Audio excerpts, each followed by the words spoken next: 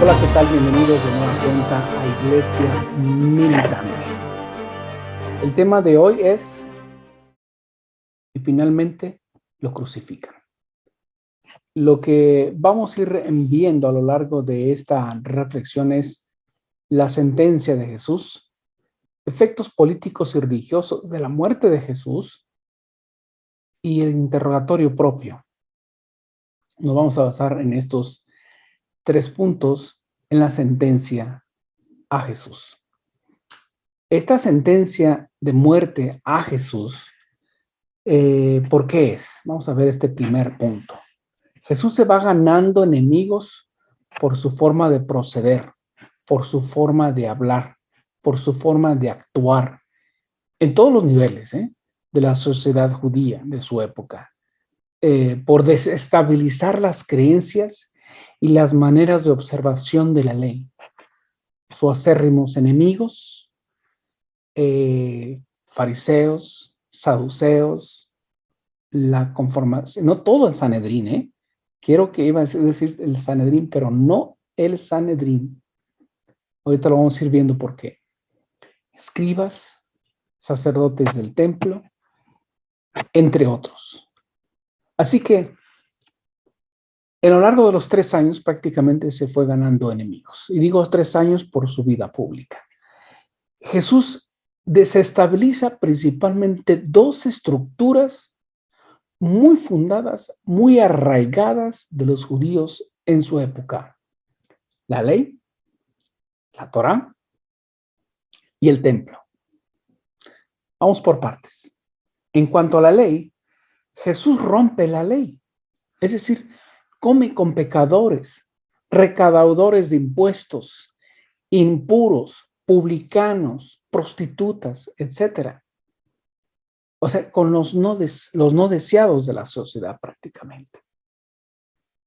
Hasta a los enfermos, los leprosos, ¿sí?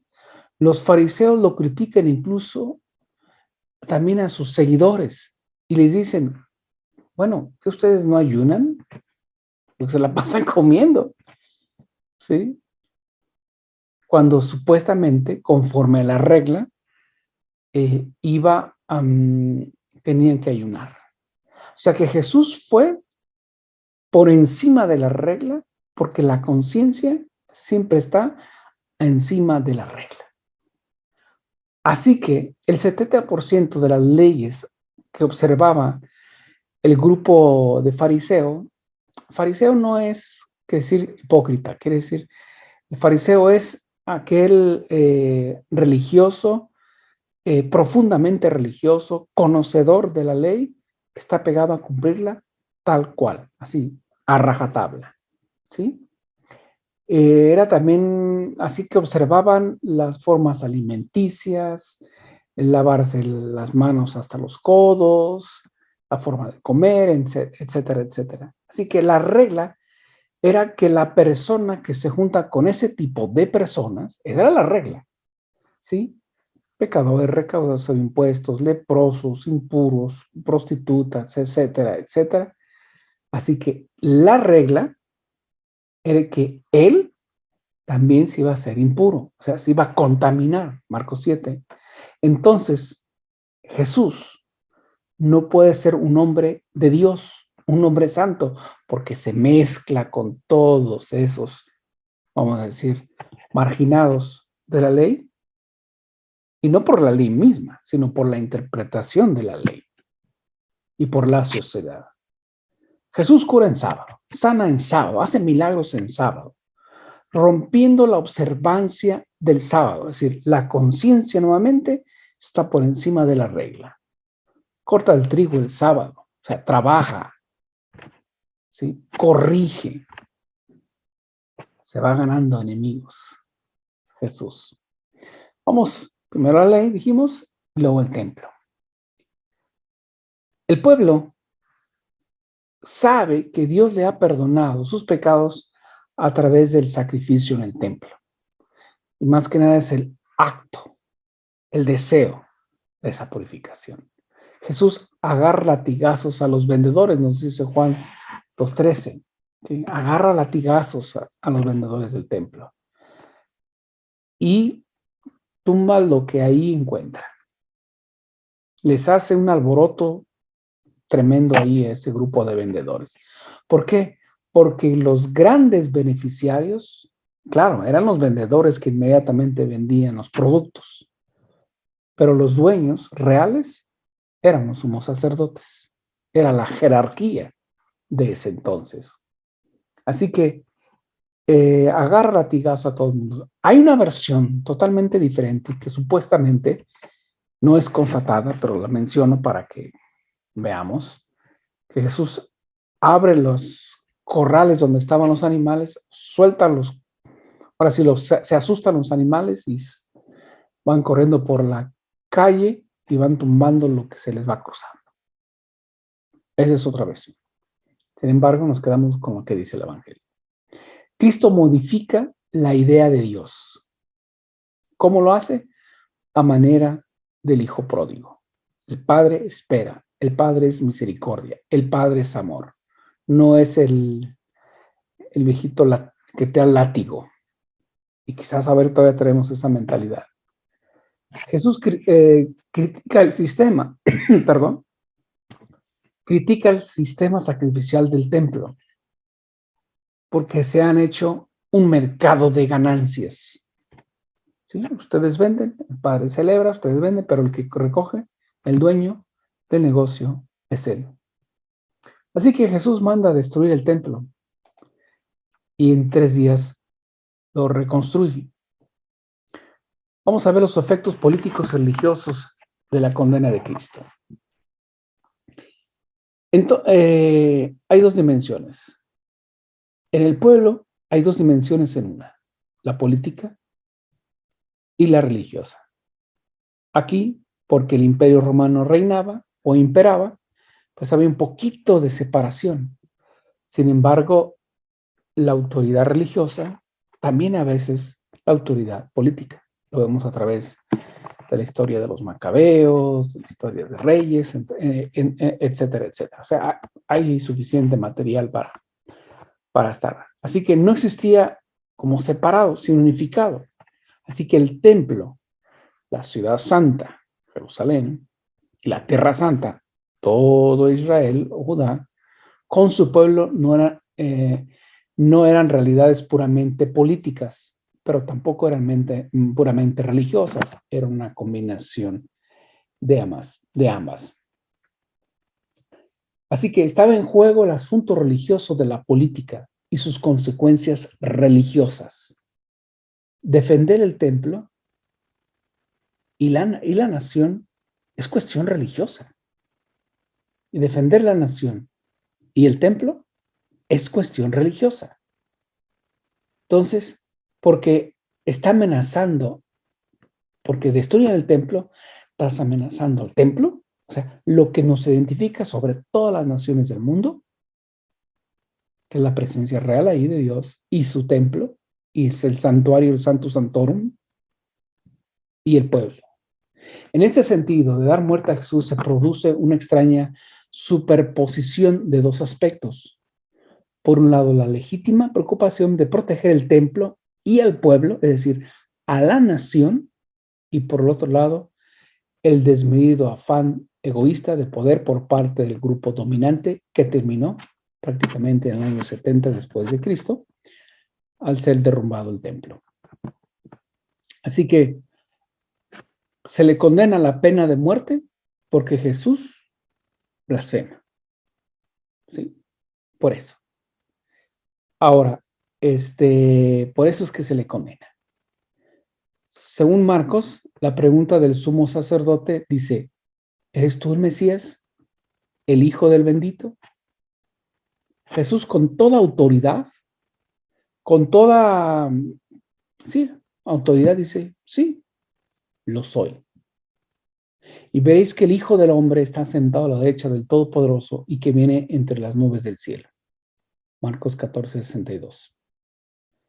Para el sumo sacerdote y los demás ahí reunidos, la respuesta de Jesús cumplía con cualquiera de los casos, lo de los requisitos de la blasfemia.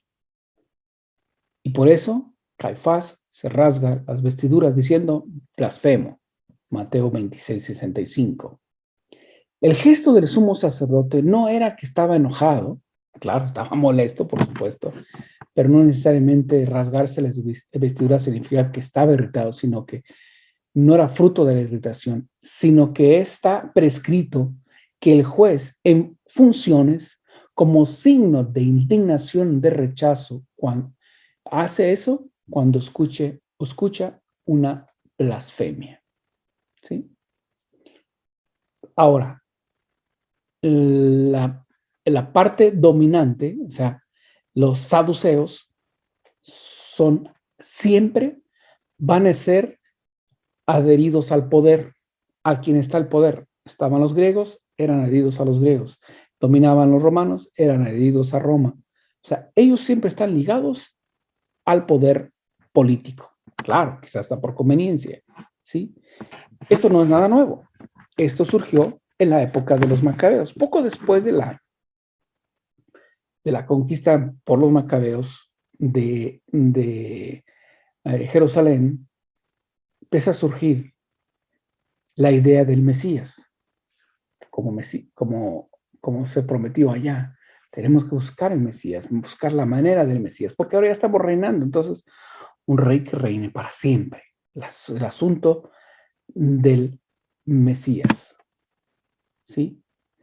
Pero esto no les gustó a los macabeos. Ok, hemos peleado por tantos años, nos hemos partido en el campo de batalla, y estos, los de Qumran, los sacerdotes de Qumran, esos son los verdaderos. Estos nos van a decir que van a poner a otro, a un Mesías. No. No. Los corren a los de Qumran, los sacerdotes de Qumran, que eran los legítimos levitas, descendientes de Aarón también. Los matan, los corren, y por eso ellos se refugian afuera de Jerusalén. Se van, obviamente salvando sus vidas.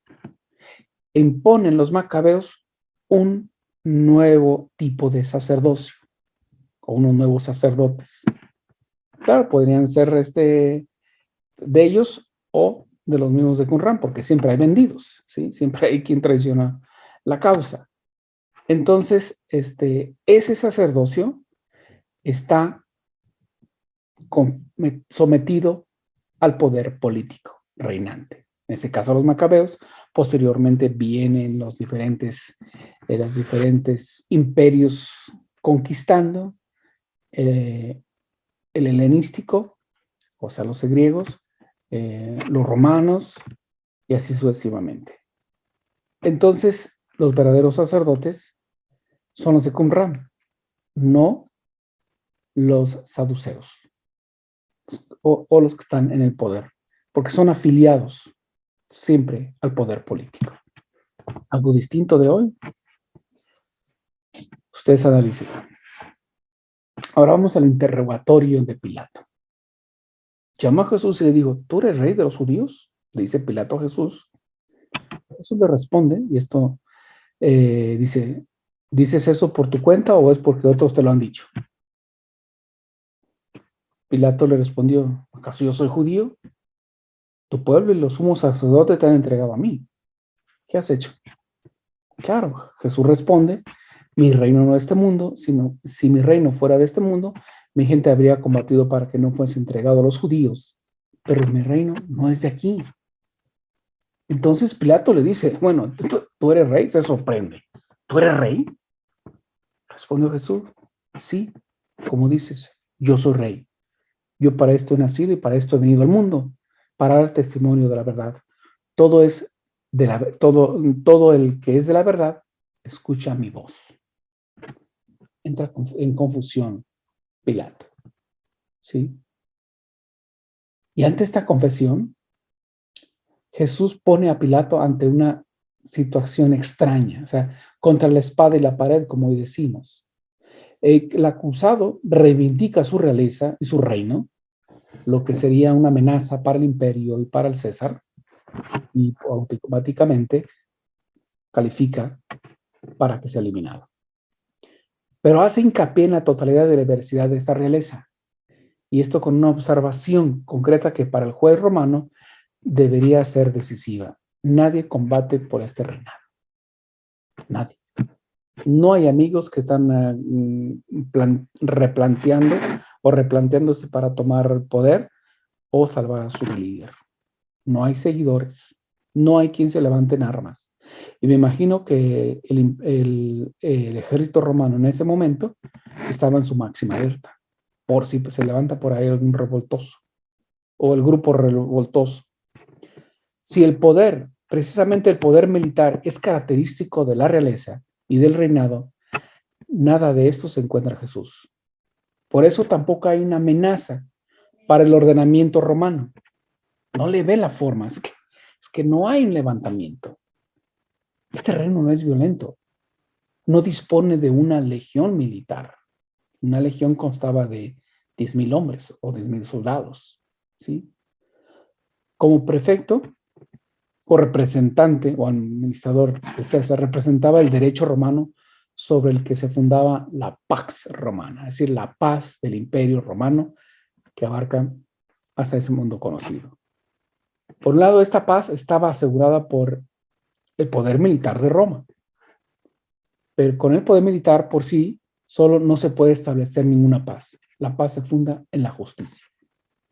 Así que la fuerza de Roma era su sistema jurídico, un orden jurídico con que los hombres podían contar. Pilato conocía la verdad de la que se trataba en este caso y sabía lo que la justicia le exigía a él. Pero al final ganó la interpretación pragmática del derecho. Es decir, la fuerza pacificadora del derecho es más importante para Pilato que la verdad misma del caso. Esto fue tal vez lo que pensó y así se justificó ante sí mismo. Es decir, yo me lavo las manos. ¿Sí? ¿Por qué? Porque la fuerza pacificadora del derecho es más importante que la verdad y más importante que la justicia. Una absolución del inocente podía perjudicarle personalmente. El miedo a eso fue ciertamente un motivo determinante de lo que hizo o lo que decidió. Pero además podía provocar también otros trastornos y desórdenes que precisamente en los días de Pascua había que evitar. La paz y celebrar la Pascua tal cual siempre se celebra, porque hay visitantes y hay visitantes poderosos y hay visitantes enemigos del mismo Pilato. Hay narraciones históricas también que Jesús le narró cómo iba prácticamente a morir Pilato. Y prácticamente abandonado. Y así fue. Cabe señalar que la esposa de Pilato, recordemos el texto bíblico que menciona que no te metas con ese hombre, tuve unas pesadillas muy fuertes, unos sueños muy fuertes, no te metas con ese hombre, déjalo en paz. Voy a quitar un poquito de detalle. La esposa de Pilato era una seguidora a escondidas de Jesús. Y le puso una condición la esposa de Pilato, a Pilato. Aquí está el anillo de matrimonio. Si tú lo condenas, si condenas a este hombre, será Jesús, lo mandas a la crucifixión, tú y yo estamos divorciados. Y al conocer ella la sentencia posteriormente, ella decide irse con las mujeres piadosas que seguían a Jesús. ¿Sí? Entonces, ahora, donde estaba encarcelado, lo que dice en el Sanedrín, pues no era el Sanedrín, porque eran 70, ahorita no recuerdo, se llaman los números, eran 70 o 71 los que conformaban todo el Sanedrín. Y en el Sanedrín había un Sanedrín de emergencia. Recuerden que el Sanedrín está compuesto por todos los, vamos a decir, los líderes políticos y religiosos de todo Israel. ¿Sí? Entonces, los mandaban a llamar, muchos estaban distantes, no iban a venir rápido o lo más rápido posible. Entonces había un Sanedrín de emergencia, que era como de 40 o 30, no me acuerdo exactamente ahorita los números, vamos a decir 40, sí, de emergencia. Pero no todos estaban de acuerdo. Se peleaban entre sí, unos para inculpar a Jesús y otros para defenderlo. Así que ese Sanedrín de emergencia tampoco pudo, tampoco pudo reunirse. Solamente Caifás, uno que otro sacerdote por ahí y su comitiva de seguridad. O sea que él decidió a final de cabo, no el Sanedrín en sí. Ahora, al saber que a Jesús lo iban a crucificar, muchos del Sanedrín renuncian a su posición en el Sanedrín o a su escaño en el Senado, diríamos hoy. ¿Sí? Renuncian, no quieren estar, no están de acuerdo. Entre ellos Nicodemo, entre ellos José de Arimatea. ¿Sí? Entonces ellos renuncian. Entonces el grupito es muy mínimo, aunque ellos dicen el Sanedrín ha decidido. Y lo maltratan y casi prácticamente lo llevan muerto a Jesús. Debió haber muerto, humanamente hablando, cuando se entregaron a Pilato. O cuando le dieron los azotes en el cuartel militar romano. Entonces, esto implica que tenemos que analizar un poquito más los datos históricos que concuerdan con los datos de fe. Ciertamente es el juicio más insólito en el sentido de que nunca se ha dado antes ni después, de injusto y todo eso. Entonces, ciertamente la esposa de Pilato, como dije, se va con las mujeres piadosas que seguían a Jesús y sigue a Jesús y se hace cristiano. Los datos históricos así lo establecen.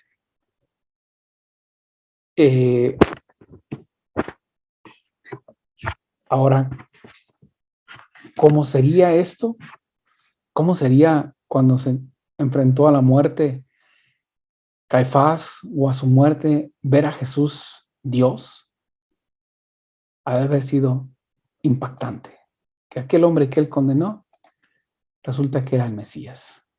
Así que hubo sus efectos políticos en la muerte o en la sentencia de Jesús, porque quiere acabar con la ley y con el templo, que es nuestra identidad nacional. Es lo que nos identifica como tal. Quiere acabar con todo. Pues mejor acabémoslo. ¿Sí? Entonces, por eso es que se lleva a cabo esta sentencia injusta, muy injusta. No conforme a justicia. ¿Sí? Entonces, la fuerza pacificadora, esto es lo que predominó en esto, lo que menciono hace un momento.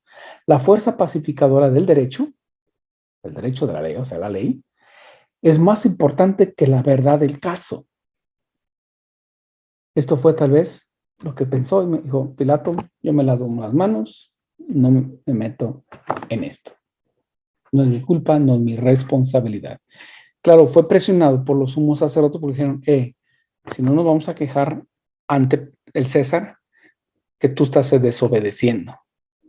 Y posteriormente todos se quejaron y destituyeron del poder a Pilato. Esta es una reflexión desde otro ángulo para que tomemos en consideración. Muchas gracias.